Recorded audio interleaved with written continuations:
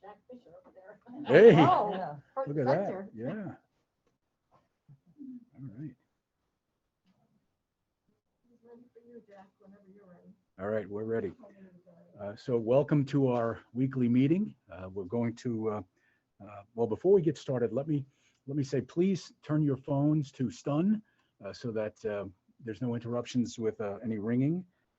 Please put your Zoom on mute, and when you're ready to talk, if you could just raise your hand. One of the conversations I had was people could not understand us because we were talking over each other. So if we could talk one at a time, that would be great. And I just wanted to say how much I appreciate, and I know the board appreciates everything that's being done here at the school district. And as I mentioned to Dr. Bell today, I really want to affirm with your staff, Dr. Bell, the educators, the support staff, the really great job that's being done here at DV. So I wanted you all to know that this board appreciates and affirms everything that you're doing. So if we can be kind and gentle with each other. Apparently we had some comments that people thought we were not being nice to each other. Now I've been on a school board for 20 years and this board treats everyone really nice. I've been on school boards that don't treat each other nice.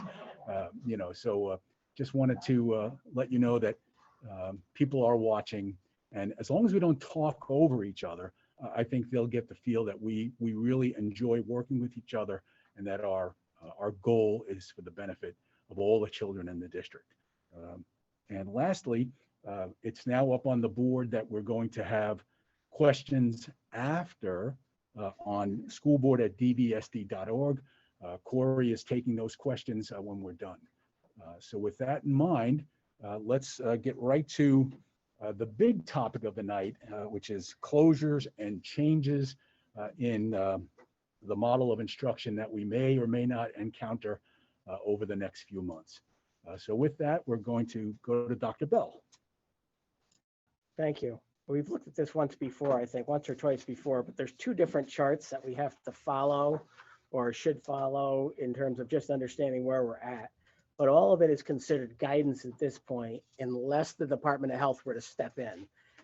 If the Department of Health doesn't step in, again, it's guidance. It's not a regulation or mandatory.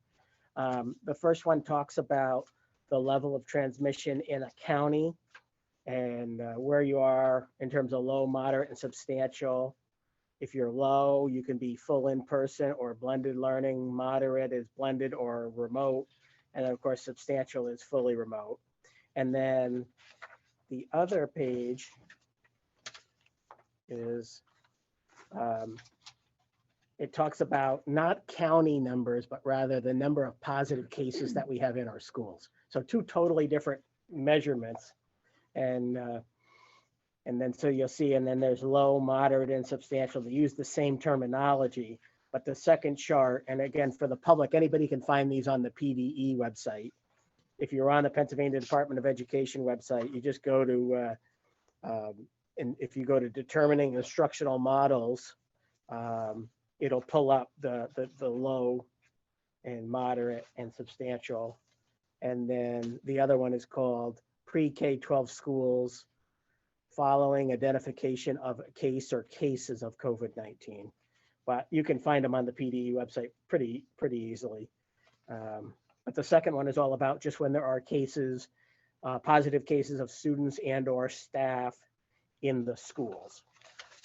And this is a different result in the sense that the recommendation or recommended guidance that was put together by PDE and Department of Health for this is not about what methodology you're using, whether you're in person or hybrid or remote.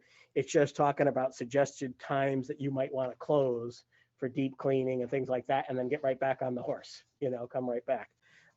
We've been really lucky because I might have mentioned this last week, I forget, but a lot of schools that are doing A-B hybrid, where they have a group A-B coming on Monday, Tuesday, and the other group Thursday, Friday, they're only doing the deep cleaning or disinfecting on Wednesdays, the in-between day. Sorry, my thing's sliding down.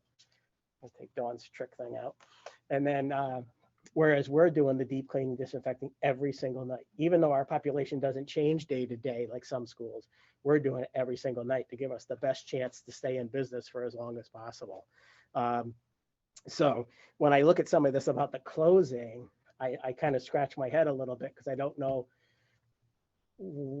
There's a lot of times where somebody else might close that I don't think we have to because we're doing the deep cleaning every night. It gives us a lot because we're spending the money to do what needs to be done on a nightly basis. I think that gives us a lot more flexibility than this chart does.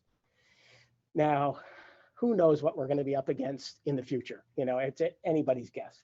I mean, if we were to have a situation where, I don't know, if there was a large group of high school kids that were at an event together on the weekends and came in and all of a sudden a bunch of them were sick on a Monday, and we found out we had 20 kids positive or something big like that, the contact tracing could be huge. So we might say, hey, we need a day tomorrow. Don't come to school. Tomorrow's going to be, everybody's going to be online at the high school. And that would buy us a day to do all our contact tracing to figure out who needs to be quarantined and stuff like that. But again, it doesn't need to be 3 to 5 days or anything like on this chart. It would be, boom, we need a day just because we don't want to expose anybody else. We'll make an announcement tonight, just like a snow day. Tomorrow we'll go online for the high school. And then that gives us a day to make all the calls that need to be made. But that's a pretty extreme situation, you know, of 20 kids. But that's what you hear about in the colleges. They congregate together and it creates a big number. It's a big blip from one event. So the contact tracing is difficult because it's just a high volume. But once you do that, you can kind of go back to normal in the school with everybody who didn't have to be quarantined. So that's all I have in terms of just giving an overview of the charts. And I'll certainly take any questions anybody has, or if you guys just want to have a conversation amongst yourselves about it, that whatever is at the board's pleasure. So John, just so I understand, you do not need board approval for that 1 day or 2 days that you want to shut down if there's that type of eventuality. You know, it's funny, in our situation, I would say no, as long as you guys are okay with that, because it's a lot like a snow day. You know, it's just, we need this day for a particular reason. It might be contact tracing. It might be a snow day. It might be a hurricane. I mean, think of all the reasons we've had to call a day off, right? Whereas the other thing is very different. The other model is, what kind of instruction model are we switching to? That's a long-term thing. And that's where I'd want you guys, you made the decision on what our long-term look like for the start of school year. I want you to still do that. But yeah, I would say if you guys are okay with that on the short term, but instead of having to call a snow day, we can literally just take the high school and put them into online for a day. So how great is that to have that option that we never used to have before? So.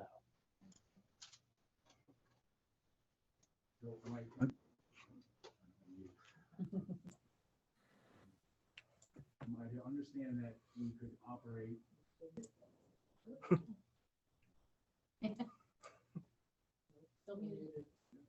Click on. There we go. Am I to understand that we can close the high school and leave the elementary and other schools open? And you can do every connotation or variation of it. It would probably matter what the particular situation was. Okay. You know, if another scenario is, if it was a scenario like that, it might be that we might close the high school and the middle school that's attached to it because they ride the same buses. Right. Whereas the Dingman Delaware middle school kids are lucky enough to ride their own bus. They don't share with the high school. So you don't have that, you know, so, you know, there could be a million different permeations of it, but that's just one that's an example. They do ride the bus together. So, yeah, so. Yes.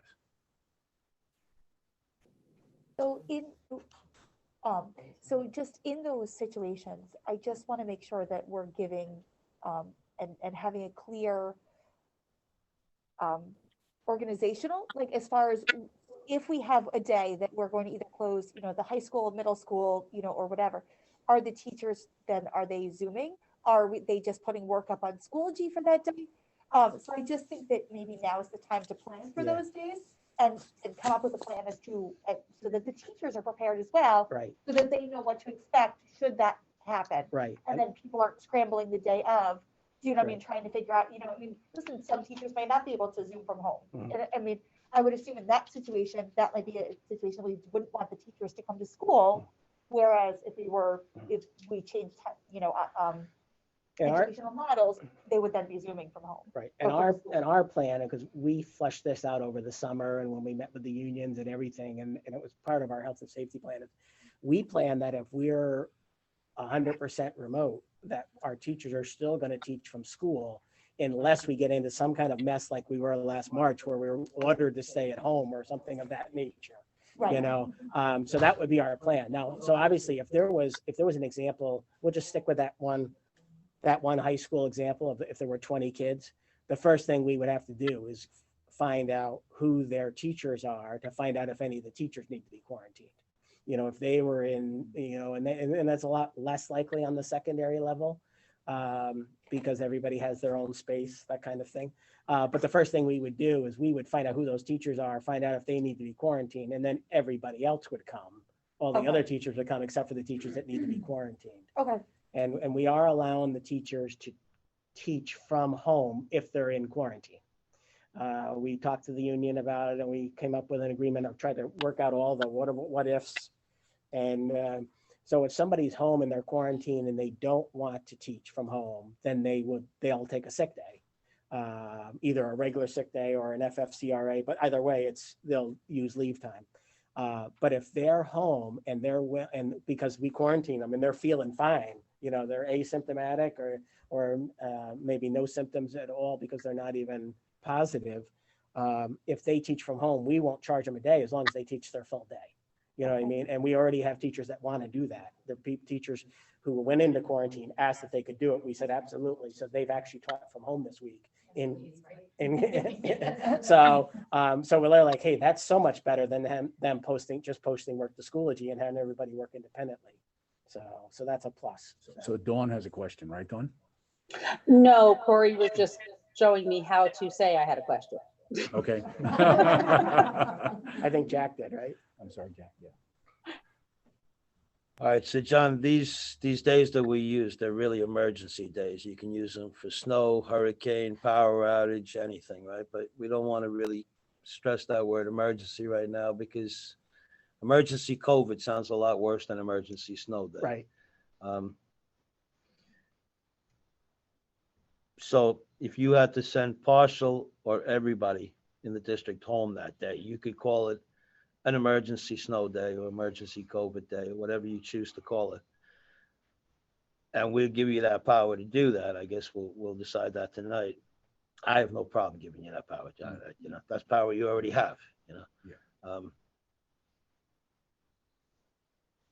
My question is though, can we come back then as a board, since the children have gone home, the students have gone home, and if we feel that there was a quality learning going on that day through Zoom or via posting lessons or whatever it is, then we could basically rescind that and just call it a regular school day and make it add towards the 180, count towards the 180, so that we're not using up school day, snow days.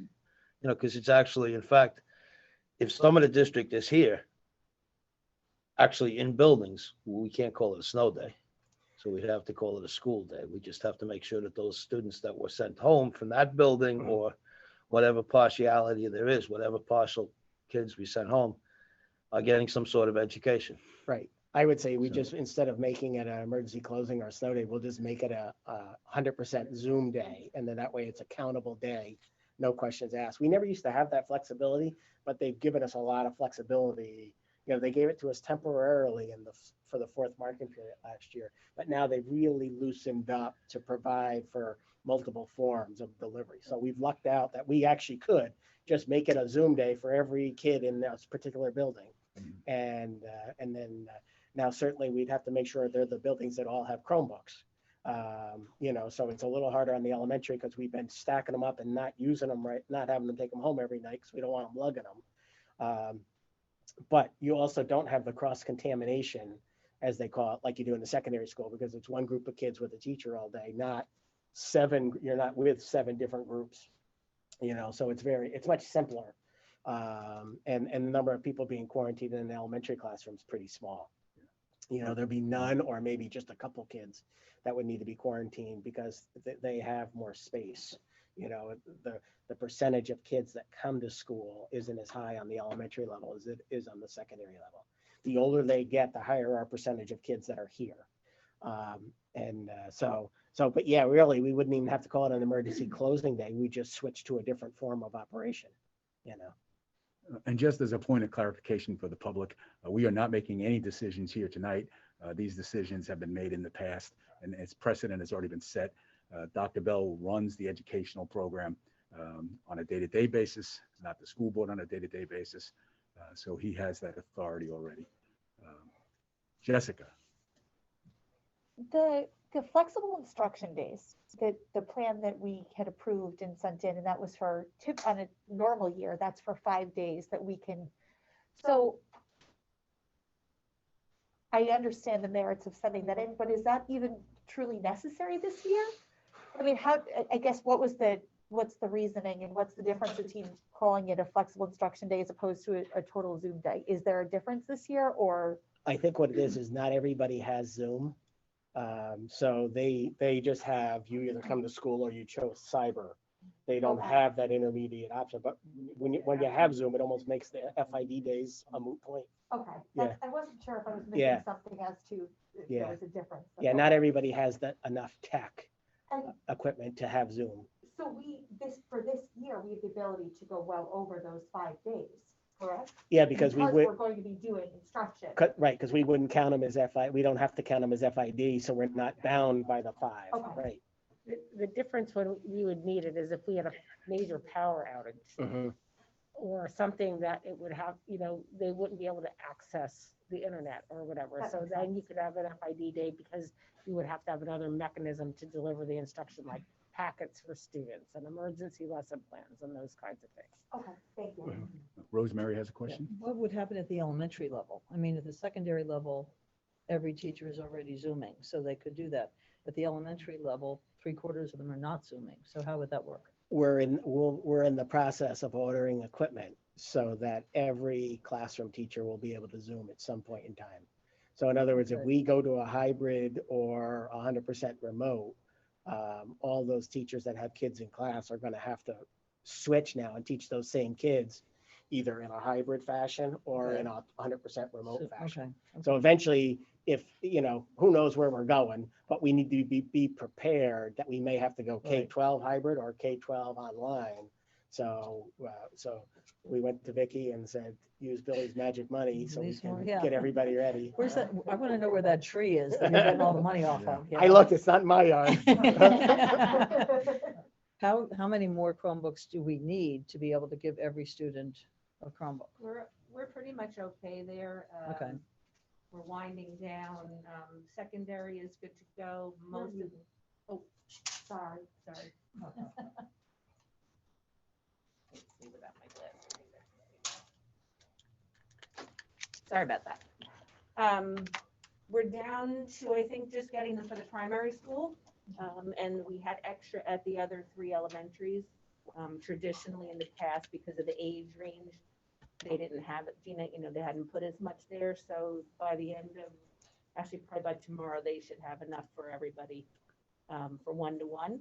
And we were able to keep some in all the buildings kind of as loaners because some of the older ones, they go. So if the kids come in and somebody says this doesn't work, that we have something to swap it out with. So, and we're even monitors, and I didn't tell John this, but we probably won't have to buy what we were talking about today because we do have inventory of when we've replaced things and we've kept monitors, and we're probably, if I do have to buy them, it'll be a small amount.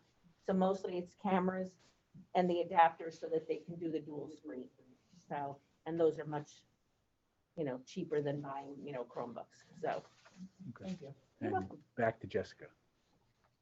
I'm sorry, hopefully this is the last question. I know at the very beginning of the year, when we first distributed Chromebooks, especially to the in-person students and even our Zoom students, there were a lot of kids that had Chromebooks that weren't working. Have those issues, I know that we're going to have a rolling, I mean, there's going to be issues as the year goes on, but have those issues been As far resolved? as So I that they know, have working Chromebooks? they've come in and out. So as Okay. they've come into the offices, they get sent to tech. And we've either given them new ones if we were able to fix them. My guys actually just spent all this week because we had piles in there that they've been trying to, some that they could, some that they couldn't, some we were mixing and matching keys, that kind of thing. So, Okay. yep. And so as far as I know, nobody has said to me they still don't have a working one, Okay. so, yep. Anybody online, Corey? Oh, I'm sorry, or you have a comment? I just had a comment. So in regards to so I think everybody's kind of on the same page as far as the day, emergency day, it sounds like at least. So as far as the threshold, actually, have you thought about that as far as how many kids per building need to be either quarantined or out with COVID in order to, say, no, we have 200 kids out of a building of 600, what are we doing here? Have you thought about any of that?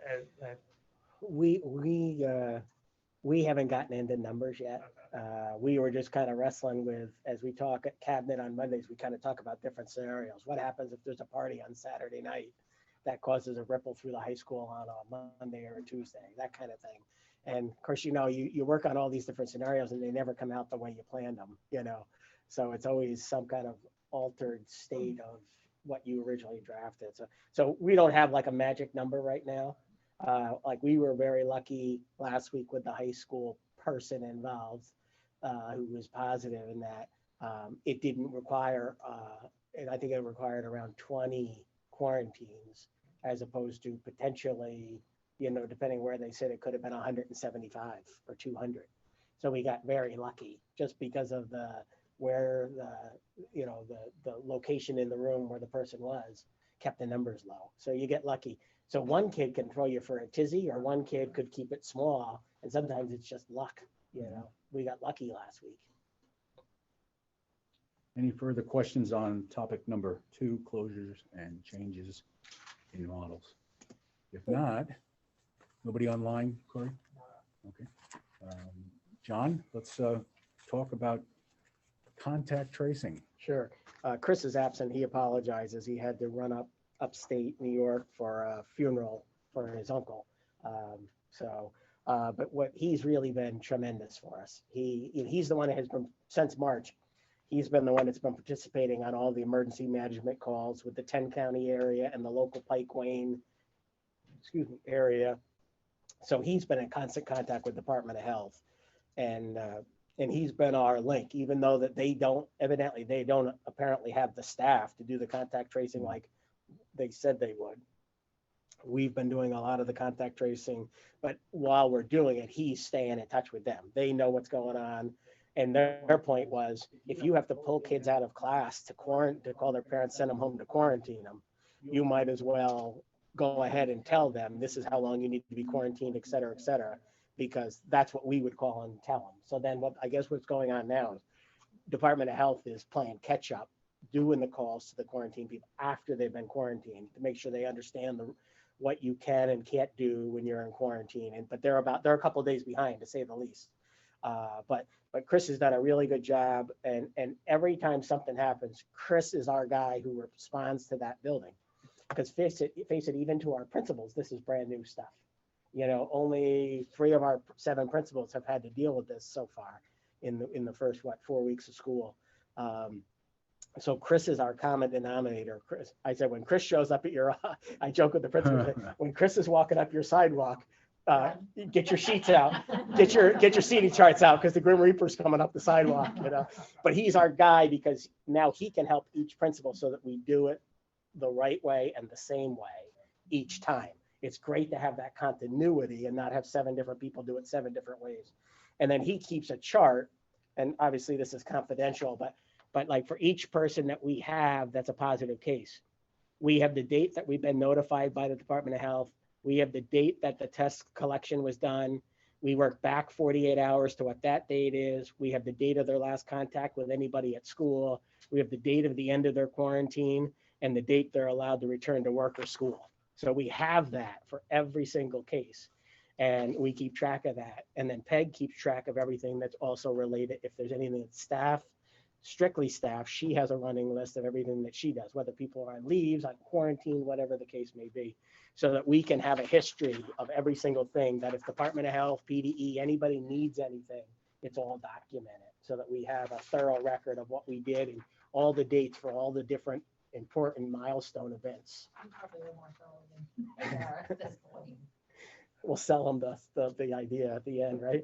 So, but yeah, he's done a super job here. And then And he and I and Peg are the ones, as soon as we get a call, the three of us confer.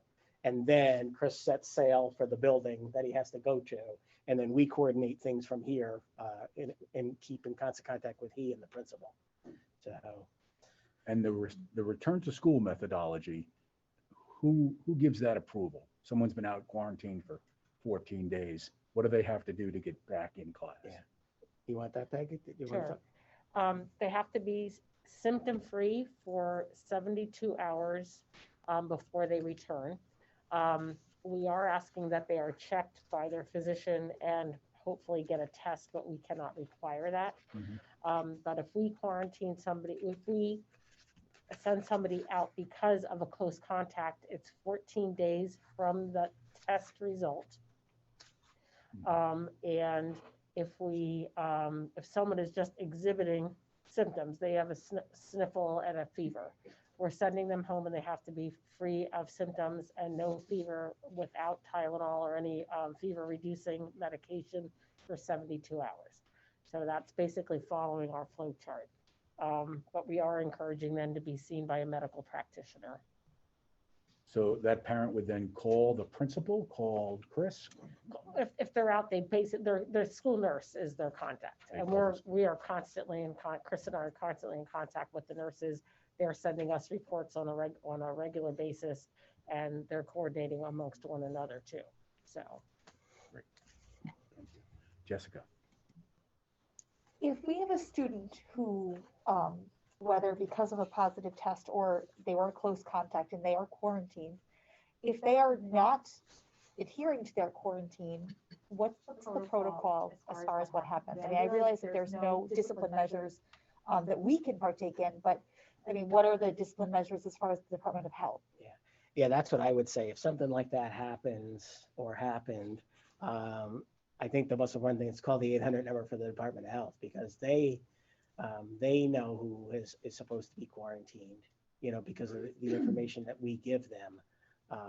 They may call us and ask for help or contact info or something like it. Because if you see somebody playing basketball that should be quarantined for whatever reason, it, and it gets reported to the Department of Health 800 number, they'll probably call us and say, we got a report that somebody's supposed to be quarantined was playing hoops in Milford. Can you give us their information so that the Department of Health can then call them? Because that's kind of under their purview, because ours is restricted to our area, our school district and our property and school day, et cetera, whereas they have 24/7 for the whole state. So. I wonder if there's a way of finding out what the consequences of that are, though, and making sure that we're also telling parents that just because we're the initial person that's telling you that you have to quarantine, and it's not, that initial contact is not coming from the Department of Health, doesn't mean that the Department of Health is not, isn't the isn't the overseer of that quarantine, and they do have to follow it. Like, this isn't just, we're not asking you to quarantine your child. You're required to have your child quarantined. Yeah, and I'm wondering, that's a good question. I'll have Chris, he's back tomorrow afternoon. I'll have him call DOH and find out, because I'm wondering maybe that they would call the sheriff's department. I mean, I can't imagine they'd call state police, because state police, usually don't handle those things very quickly when they're minor, because they're dealing with big stuff. But I wonder if they would enlist the sheriff's department. I'm not sure. So I'll have Chris call tomorrow. That's a good question. I would hope that this isn't going to be a problem. And I would hope that parents understand the seriousness of the fact that, listen, nobody in the district wants to send a child home for 14 days. Right. We would much rather those students be in person, in their classes and getting their in-person education. We know that it's a hardship for parents if those kids are home. But that doesn't mean that you don't have the responsibility of adhering to that quarantine if your child was a close contact, unfortunately. Right. But we'll find out, and I'll let you guys know as soon as DOH gives us an answer, because that's a great question. Thank you. Any other questions on contact tracing? If not, Can I think just Dr. say Blum something? is up next. Oh, wait, there's Dawn. Yeah. Go ahead, Dawn. Can you hear me okay? Can you hear me? Yes. Okay. I'm going to have to get off in a moment because I have another meeting to go to, but I do just want to say thank you everyone for having confidence in the system. And I think, John, your staff has done an awesome job, and I want the public to know how diligent you were in contact tracing, that you didn't wait for the Department of Health, that you all did your due diligence to make sure that all the I's were dotted and all the T's were crossed. That's important. And I think one thing that we need to remember too is we've made an investment in opening right. And the fact that we're cleaning every single night, when you read about other schools that have closed in a panic because they got one case, sometimes they're closing just because they have to do that cleaning. We're doing it every night. I had someone tell me that they actually stamp the doors. This room's been sanitized. So I just wanted to reiterate that and thank you very much for everyone for your support and going forward and keeping our kids in school, because that's what they need. And that's it. I gotta go, and I'll see you all next week. Oh, that I do want to say before we leave, I do think we need a meeting next Thursday. I know there's been discussion possibly not continuing with the committee meetings. I do think we need one next week, especially since that'll be week 3. Since we've had cases to revisit everything, and possibly we can skip the week after if things drop. But I would be a proponent of continuing the meetings. All right, and with that, I'm going to sign off. Thanks for your comments. Thanks. Have a good night. Any further questions or comments on contact tracing? If not, Dr. Blum, you're now on the menu. Sure. We'll carve you up next. That time everybody's hungry. I included for you guys just some of the brochures that are available through our website. We're in the process of updating all the information that's on the DV website regarding the Cyber Academy. And then I included our current enrollment in our cyber program for you. But basically, just in terms of the big overall picture of the cyber program, there's 2 different tracks for kids. There's the college-bound track, the career-bound track that we use 2 different programs for. One is run through Pearson and one is run through the Colonial Virtual program out of IU20. Either of these programs, the big picture reason for them is that students that graduate through those programs earn a Delaware Valley diploma. They still have access to our guidance counselors. They're still enrolled as Delaware Valley students, and they can still participate in any of our district-sponsored co-curricular athletic activities.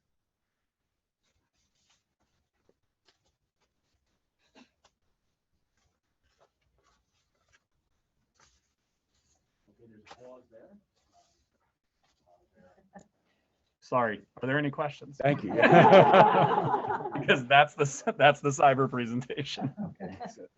Corey. So essentially, our Cyber Academy's curriculum from Pearson that we match with our own, outcomes, curriculum, things along those lines. We do the best we can. Right. They're not a perfect match, but Okay. we try to have as much overlap as possible for when kids inevitably transition from one model to another. So now that we have our own learning management system, and John knows where this is going, how hard would it be to create our own asynchronous materials, based on, whether we pay teachers stipends to develop the content or whatever that is?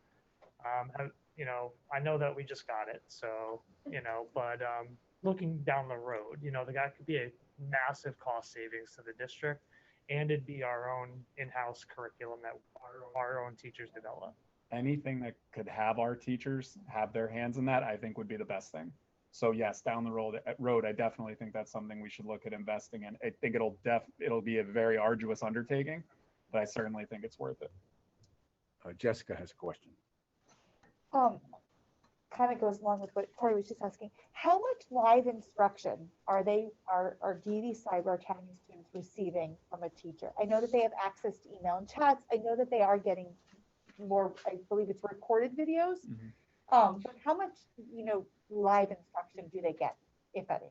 Aside from tutoring that could be available to them, they have 1 live lesson a week for their core subjects.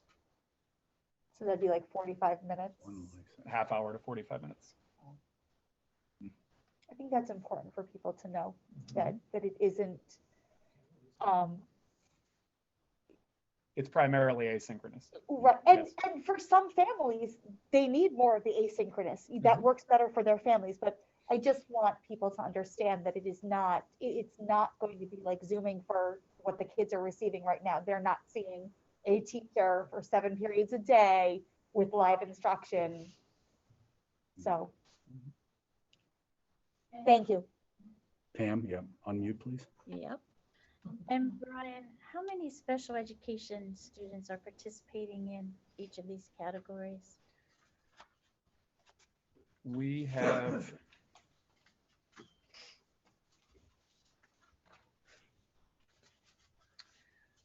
Pam, I'd have to look for specifics for you. We, in terms Oh, of you hours, can send that to me then. Okay. absolutely. I don't want to give you the wrong number because Yeah. I think it's lowballing it. So I had a question regarding cyber for Bill.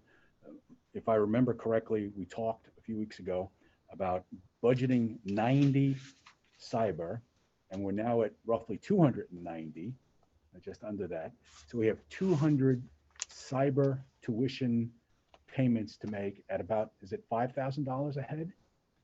Yeah, our cyber is 4250 and then it's higher, like 4900. But the 90 number was the projected, 80 cyber 20 was the idea, so it's 110. 110.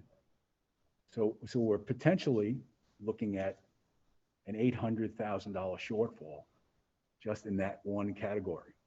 So I think we want to, first of all, get that out to the public that if you're in cyber and you want to come back, all they need to do is let your John Bell's office know.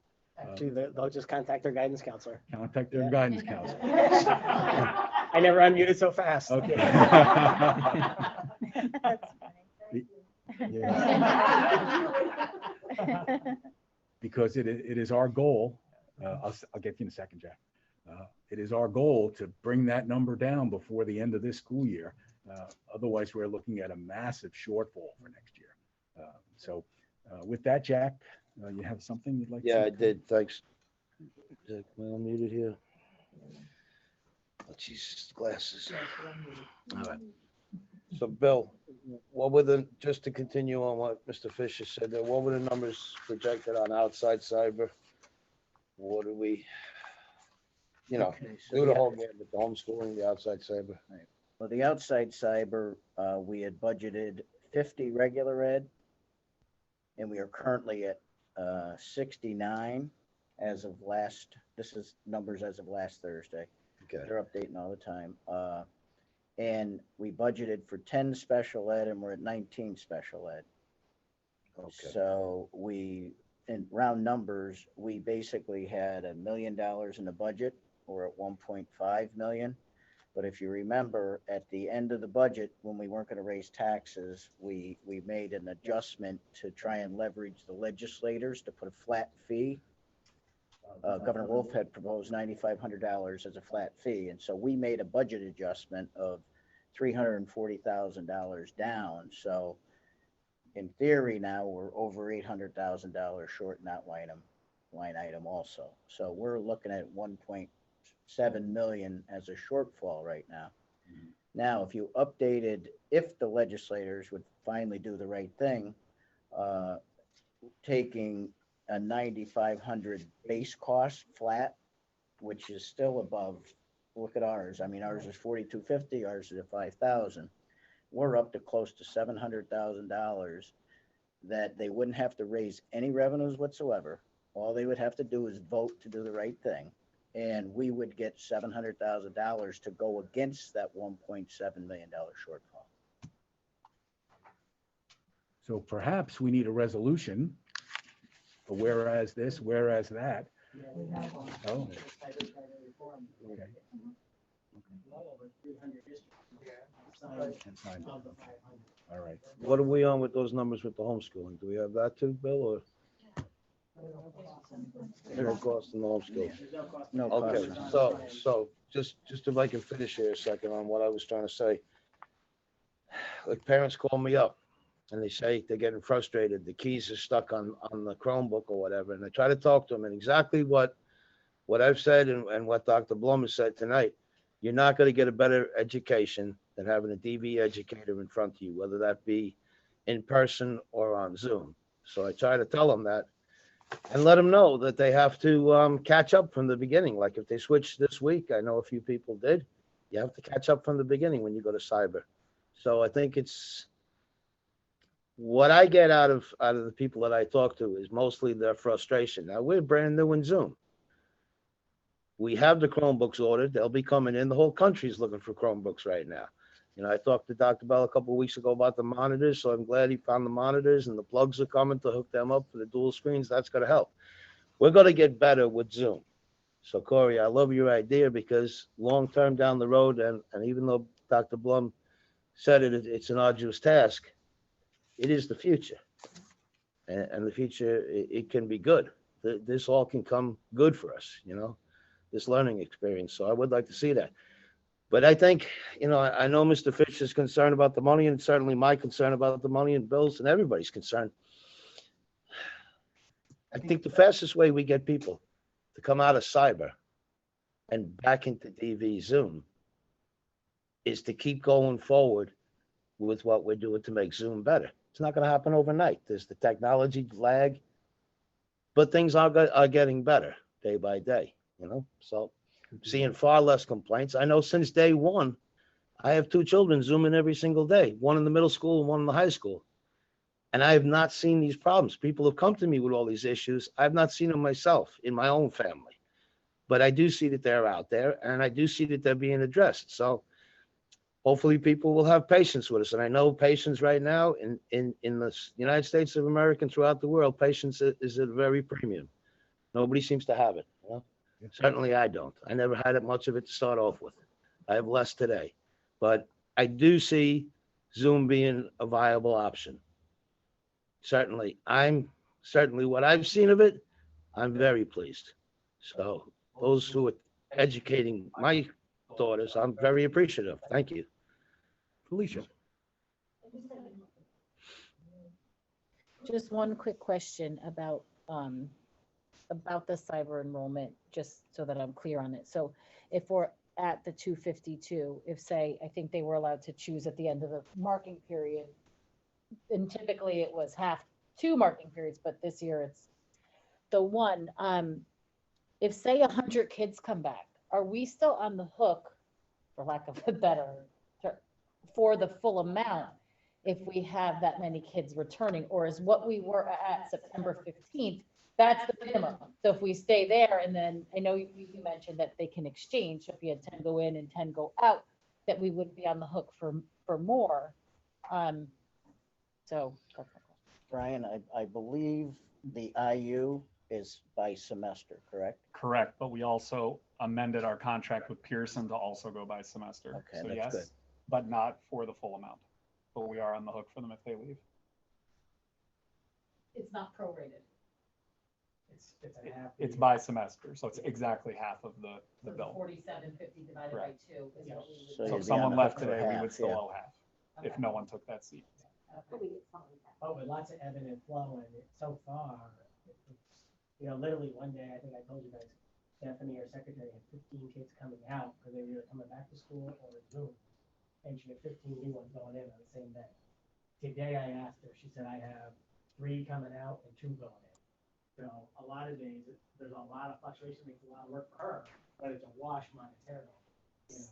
So okay, leaving, they can't now choose DV Cyber right now. If they had to have been there already. I'm just asking, We try to encourage them to use the marking periods because academically, it's much better for them to go at a clean break for both their in-person schedule as well as what they're going to have to do on cyber. Would we stop someone who was interested in attending our cyber school? We wouldn't, because they do have other options. Yeah, okay. that's So our we fear. don't wanna do If that. we play our, if we say no, they'll go to outside. And we rely on They'll our say, okay, guidance. see ya. We rely on our guidance counselors to have that academic discussion with the parents to say this is academically what's best to wait for a clean break. Depending on what level the student is at, that could be marking period, it could be semester. Okay, thank you. You're welcome. Pam.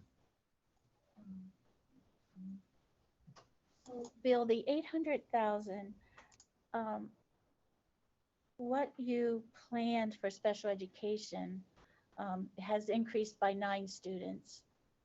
does the 800,000 cover the extra cost involved in special education?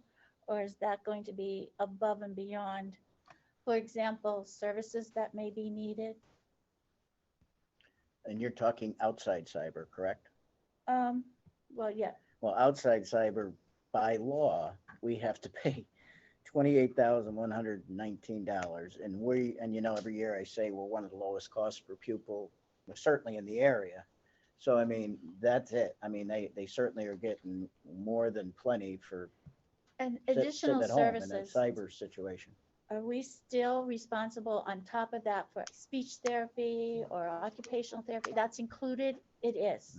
Okay. And I guess my questions probably would be more for Cheryl Nielsen.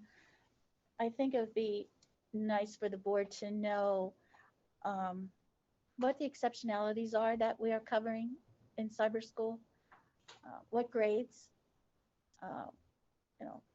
and what services. If there isn't an extra charge for services, I guess we don't need that. But I am curious as to which exceptionalities seem to be the most needed for cyber school. Do you mean for our DV cyber or for the? For both. Yeah. I would Diana Bixby's been talking to our contact at Colonial Virtual. She meets with her pretty regularly regarding our special ed population that's doing Colonial Virtual programs. So I'm sure Diana could help you out. Okay. Yeah, just to know, why do they need to go to cyber? What's the reason right now? Thank you. Jess? Along the lines of what Pam's asking, and this might be another, well, I guess Diana may know the answer, but someone here may as well.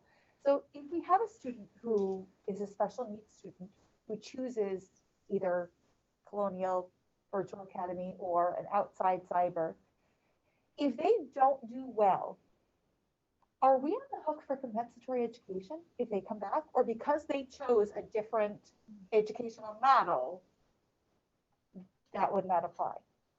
Does that make sense? I don't think we'd be on the hook because it is parent choice. However, you never know what a hearing officer would say or do. But I mean, because it is parent choice, and we certainly our counselors and the case managers really are trying to work with families to try to either keep them in school or through Zoom.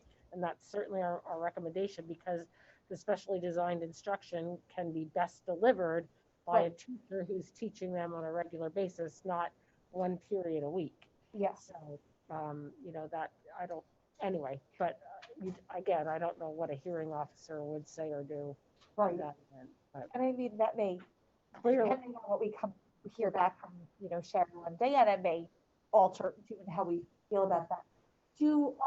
on an outside cyber, we would absolutely not be on the hook. Okay, well, that's good to know.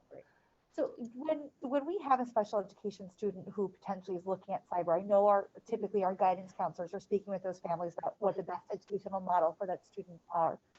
And I know you said that Diana is involved with Colonial Virtual Academy.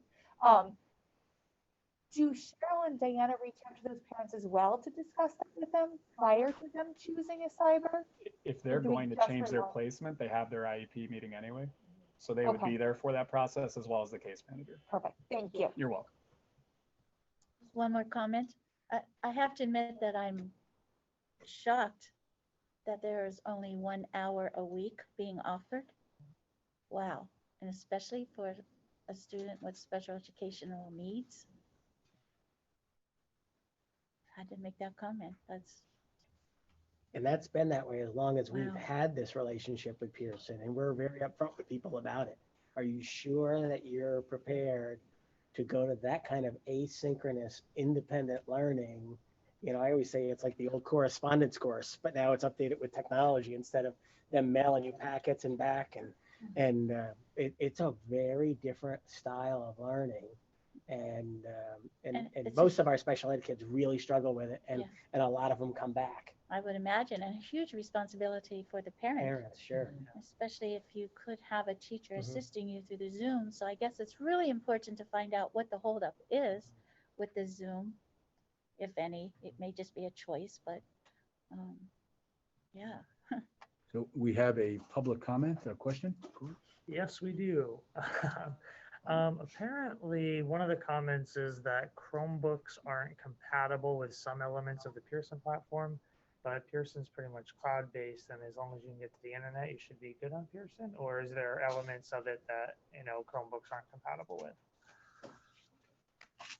Not that I'm aware of. Before we made the move to Chromebooks, Dylan worked with Pearson and they said there was no issue. So if there is, they should get in touch with him and we'll find out what the deal is with that. Because it was always laptops and, that question came up, well, can we do that? Because certainly much less cost. And he worked closely with them and he configures all of them. So if they're having an issue, they should definitely let us know. All right, so just to reiterate that, if you do have an issue with your laptop, Chromebook, et cetera, and you are in DV Cyber, please contact IT, and they'll work through the process. And I know Dylan deals directly with the Oh, cyber perfect. people. So, Excellent. yeah. His contact information's on the webpage. Perfect. Under the DV Cyber. Great. Yeah, link. because that would be good to know if that's the case and we're not aware of it, or they change something and we're not aware of it, that could be. But again, not that I've heard, because like I said, he deals directly with them and does all the configuring, so it would be good to know what the problem is, for sure. Yeah, just let him know. Sorry, there was a following up on that. The issue is with the live meetings and anything to do with Flash, apparently. So just something to look into with Flash, especially with the synchronous meeting. Oh, sure. That'd be great. Dylan's on page 2. All right, Dylan's gonna chime in on that question right now, I believe. Dylan, if you're there, you're on mute. Vote, Hi, vote. I'm here. Thank you. Okay, can you guys hear me okay? Yes. All right. So we were originally told during the summer when we looked into the amount of kids that we were going to have in cyber and knowing that we would never be able to get that many laptops, I reached out to Pearson and I was told that Chromebooks would be fine. We do have certain cases, depending on what courses the student's taking, that they do require a laptop, which is why we have both. So if a student's taking like an engineering course, or I know for a fact a few of the music courses require additional programs. So if there's a parent out there who has a course that requires a laptop, please just get in touch with me and we can swap a Chromebook for a laptop. As far as Flash, Pearson has given me a workaround that I've been distributing to parents who call me. So you can either call me or get a hold of your office, or your guidance counselor also has that information that they can send to you. Thank you, Dylan. Yep. Anybody else? Corey? No? Jack? I just have one question. Oh, sorry.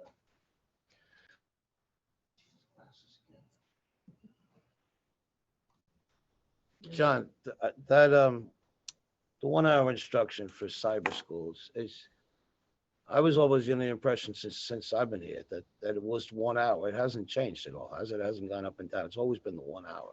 Correct. Okay, because I just wanted to make sure that, well, I didn't have it.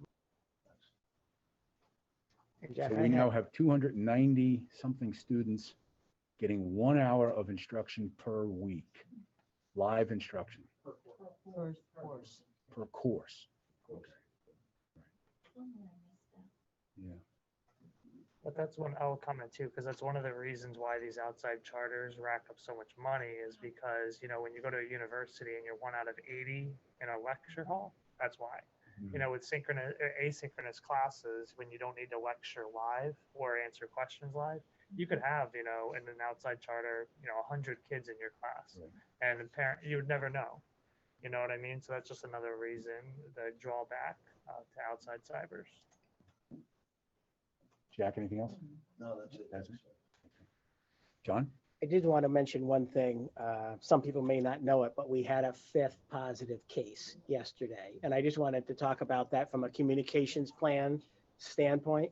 The first 4 had direct implications to what we were doing in school because it required us to quarantine staff and students, combination of.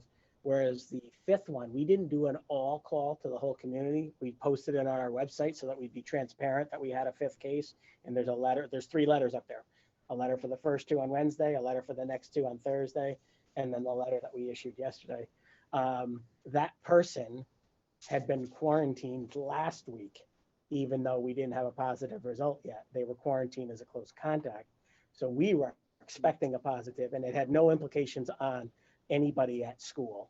So I made the decision that we're not going to do an all call and scare the bejesus out of everybody about something that really happened last week. But we wanted to be very clear and transparent to people and put the letter up on the website so they knew. But I didn't want to make yet another call. Like Jack says, everybody's on pins and needles. Everybody's got a short fuse right now. So when it had no implication to school, I wanted to put it on our website to be open and honest with people. But I just felt there was no reason to cause more alarm when it was all interconnected to all the other cases, and kind of leave it at that. So don't worry. Those of you who missed the call and you're upset, I'm afraid you'll hear from me again. So it's just a matter of time. So, okay. Thank you, John. One comment. Yeah, Jack. John, I like you. Since I've known you, we've had this disagreement. The community and my wife want to hear your voice. Okay? I agree with you, except You have a calming effect. we just don't want to overdo it because then I we lose the understand. effect. So Maybe- it's a delicate balance. It's Maybe tough. you should do a weekly fireside chat now that we're getting into the winter. But I've told you this time and time again, and we laugh and joke about it, but this community wants to hear your voice, Dr. Bell.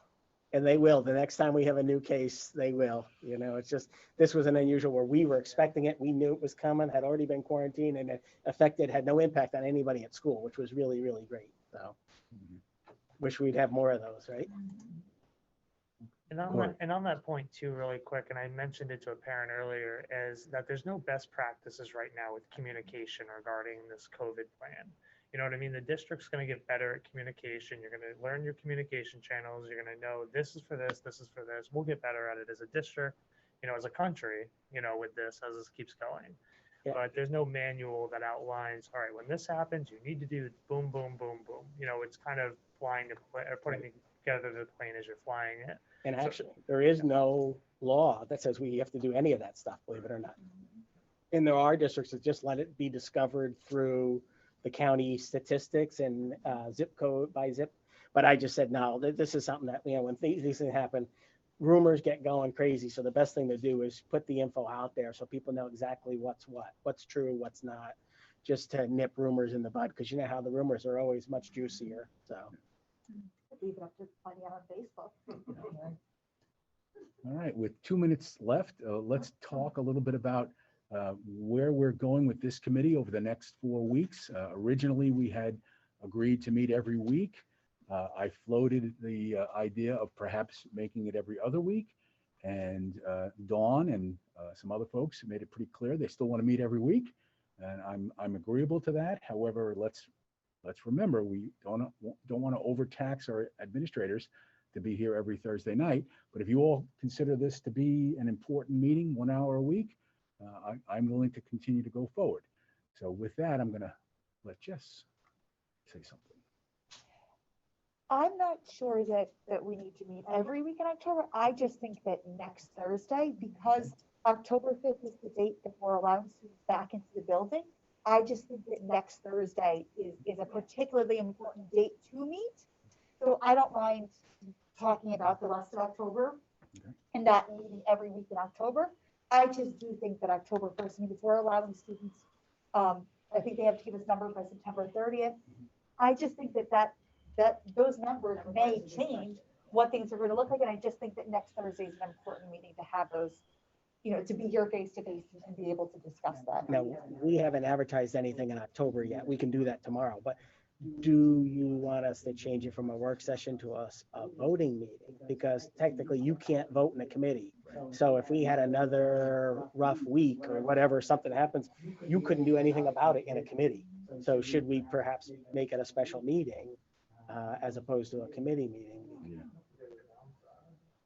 I'm just saying, because theoretically a committee, if you guys can't change the instructional model in a committee. You know, so it kind of ties your hands a little bit. I don't know. Good idea. And if not, if you just want to have a committee meeting next week, what do you want us to do?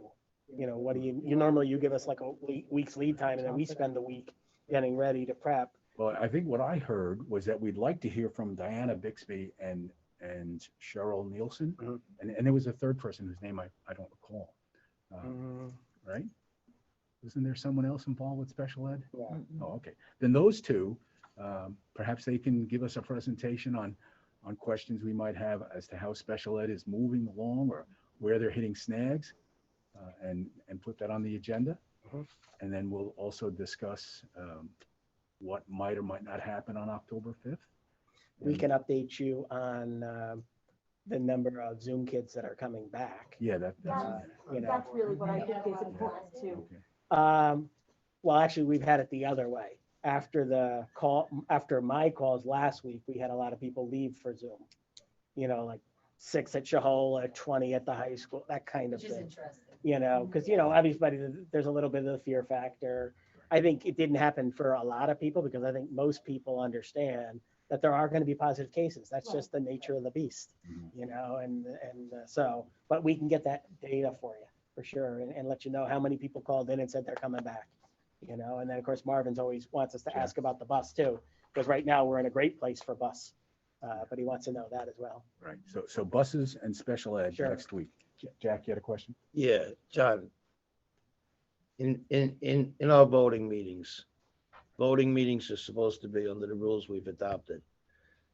In order to have discussion, this is the part that's hard about it, and there's a workaround. But in order to have discussion, you have to have a motion and a second. If there's no motion and there's no second, there's no discussion. So if you really want to do that, just advertise for a voting meeting, and that could be a 30-second meeting where we open it and we adjourn it. You know, that what covers you. And if we decide on that night, wow, there's something we'd like to vote on, we'll adjourn the committee meeting, or we can temporarily suspend it, go to the voting meeting, close the voting meeting, and then come back to that. It's just a technicality. That's all it is. So if you're going to do that, and I suggest, why not do it? There's no downside to doing that. Right. You know, advertise it as such. You know, advertise it as such. So Thanks. the one thing that I like about the way we're doing things now, and I realize, you know, we're not going to do this for months and months to come, but this is a very, very trying time right now. And I think the community does need to hear from all of us. I like the fact that if you cannot attend the meetings as they exist now, there's no pressure on you. But once you add a vote to it, now you're going to feel pressured about being here. If you need to take next Thursday off, it's a committee meeting, work session committee meeting. So, but once you turn it into, you know, a voting meeting, that changes everything. I do think this will be an isolated instance because of the October 5th deadline. Okay. So All right, as but, long as. yeah, as we're not that's- going to have every Okay. committee meeting be a voting meeting. Okay. Rosemary. What would be the possibility of canceling the following weekend's meeting, October 8th meeting? If we have a meeting on October 1st, skip October 8th, and then have a regular board meeting on October 15th. We already have a work session that night, so we could address anything that might come up. Right. between, first and Mhm. eighth. And at least give us 1 week off. Exactly. Right. I agree. But I think next week is an important meeting for us to be here because there's going to be numbers issues. I agree. And that was all, I Yeah. think some of us were, Right. trying to convey. No, I appreciate all your comments. I'm here as long as you love.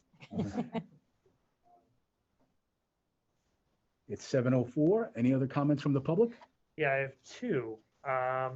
First one is that some parents were originally planning to use Zoom until they were aware that it was not asynchronous. Students with special needs cannot sit at a desk for hours without breaks and miss instruction that they cannot make up later. So if DV were to eventually offer an asynchronous option, it would make it much easier for some parents. That was just a comment.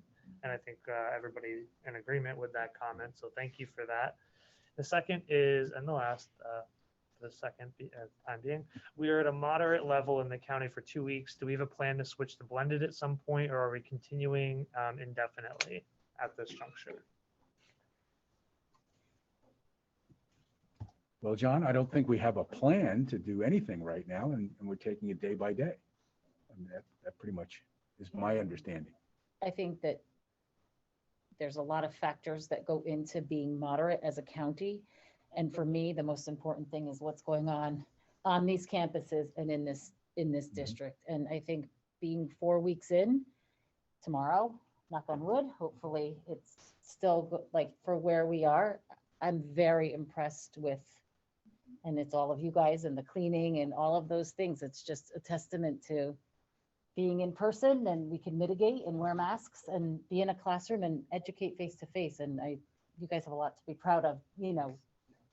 So I do thank you for that, because it is a testament, and we are absolutely, in my opinion, setting the bar pretty high. I mean, there's other districts that just haven't done what, and the feedback I've gotten, and I'm out in the community a lot, all positive, you know, thanking, thanking for coming, but, you know, being back in school and how happy the kids are, how wonderful the teachers have been, you know, overall, and how great the kids are being about the mask wearing. I mean, And that's, it, I told you. you know, so I guess it's Yeah. all the things that 4 weeks in, I mean, listen, like Dr. Blum and I said, the honeymoon's over, you know what I mean? So, I mean, it's just, I think we need to be aware of what's going on here, obviously looking to the county to keep track of those numbers, but there isn't a huge, we're at the low end of moderate.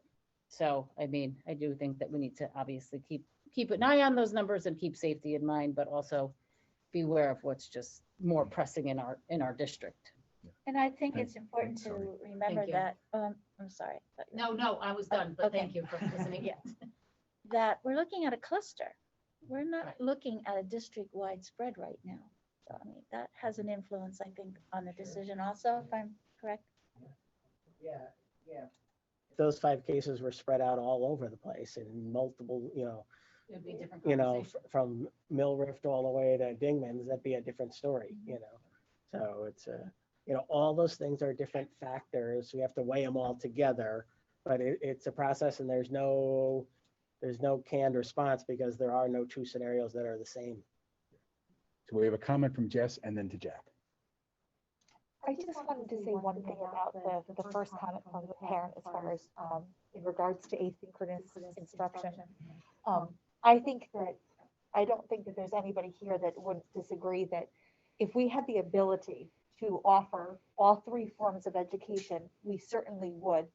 But the burden that we're already placing on the teachers to offer synchronous learning plus in person, I think that when we first talked in July before, and we put that on the table that we were going to offer asynchronous, synchronous, and, in person, it was just too ambitious. And the responsibility that the teachers have right now, the amount of work that they're doing is already magnified. So while we would love to offer that, and we understand why parents are choosing asynchronous learning, because whether you're a special needs student or just you have working parents who can't be home, and it's a grandma that's home with those students, there are families that just need that asynchronous component. And if we could offer it, we certainly would, but it's just too much to put on the teachers right now, who are already doing, an amazing job trying to adapt to the challenges that they're already facing in the classroom. So we're going to wrap it up with Jack, unless Brian Carso wants to say anything. We haven't heard from you tonight, Brian. Okay, you're good. So we're going to wrap it up with Jack. Yeah, I think the problem with the asynchronous is we have to have recorded. I think the problem with the asynchronous that we face is some of those lessons that have to be recorded lessons. And that gets us into memorandums of understandings and collective bargaining agreements and all of that stuff. And I won't talk about that, so Ashley doesn't give me the look.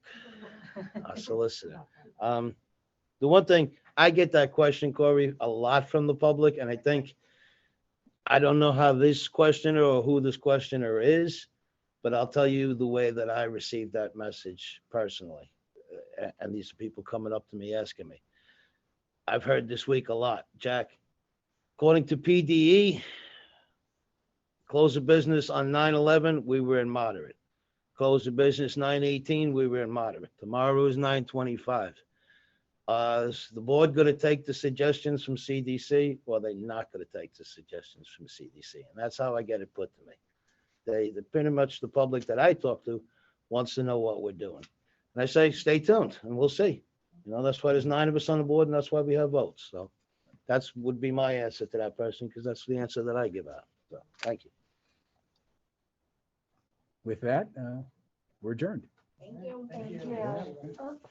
Jeff, we're meeting at 6 o'clock those 2 days, right? Yes. So far. Thank you.